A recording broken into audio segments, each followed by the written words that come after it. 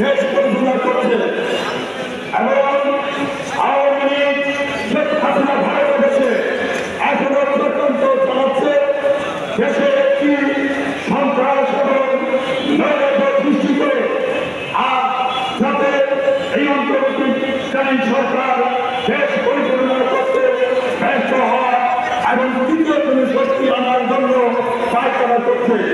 এই কারণে বন্ধুরা আপনারা কিভাবে জেনেছেন এই যে ভারতের চেয়ারম্যান জনতা তারেক রহমান স্বাধীনের বছরে ভাষণ করতে এই ধরনের চক্রান্ত করে গেছে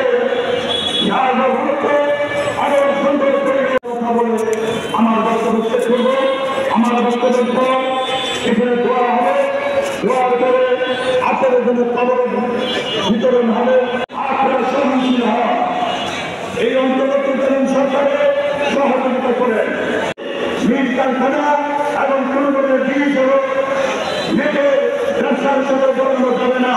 এই আন্দোলন করে নাই এই ধরনের